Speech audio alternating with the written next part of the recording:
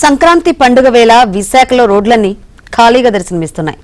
సొంతూలకు నగరవాసులు తరలిపోవడంతో విశాఖలోని ప్రధాన రహదారులు మిగతా రోడ్లన్నీ ఖాళీగా దర్శనమిస్తున్నాయి.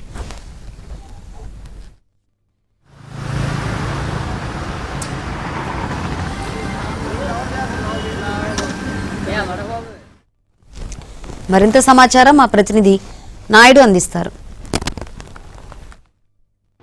సంక్రాంతి పండగ శోభతో ఒక్కసారిగా నగరాలన్నీ బోసిపోయినటువంటి కనిపిస్తుంది. ఎందుకంటే ఇక్కడ ఉన్నటువంటి వాళ్ళందరూ కూడా గ్రామాలకి తరలి వెళ్ళిపోవడంతో రోడ్లన్నీ కూడా వీధులైతే పూర్తి స్థాయిలో నిర్మానుష్యంగా ఉన్నాయి. ఇప్పుడు మనం చూస్తున్నది విశాఖలో ఉన్న ఫ్లైఓవర్ కావచ్చు, ఆసిల్మెట జంక్షన్ వద్ద ఉన్నాం. ఇక్కడ ఎప్పుడూ నిత్యం వందల సంఖ్యలో ఒక సిగ్నల్ పడిందంటే వందల సంఖ్యలో వెహికల్స్ పాస్ అవుతుంటాయి. అలాంటిది ఇప్పుడు మనం కౌంట్ చేయడానికి కూడా వీలుగా ఉన్నటువంటి కేవలం 10ల సంఖ్యలోనే వాహనాలు కదులుతున్నటువంటి పరిస్థితి కనిపిస్తుంది. మనకి ఇప్పుడు right side already RTC complex కనిపిస్తుంది. ఇక్కడ నుంచి నిత్యం ప్రయాణికులు అసలు భారీ రద్దీ ఉంటుంది.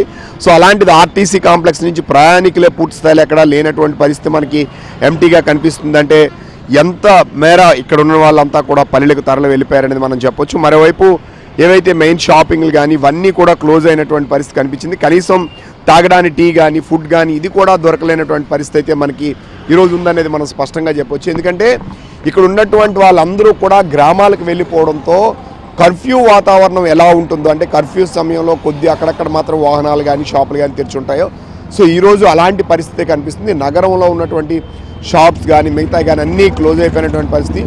వీధుల్లో అయితే పూర్తి స్థాయిలో నిర్మానుష్యంగా ఉంది. ఇప్పుడు మనం ఉన్నటువంటిది ఫ్లైఓవర్ కావచ్చు, మెయిన్ రహదారి కావచ్చు, ఈ ప్రాంతాల్లో అయితే కొన్ని వందల సంఖ్యలో వాహనాలు ఒక్క నిమిషంలో పాస్ అవుతున్నటువంటి పరిస్థితి ఉంది.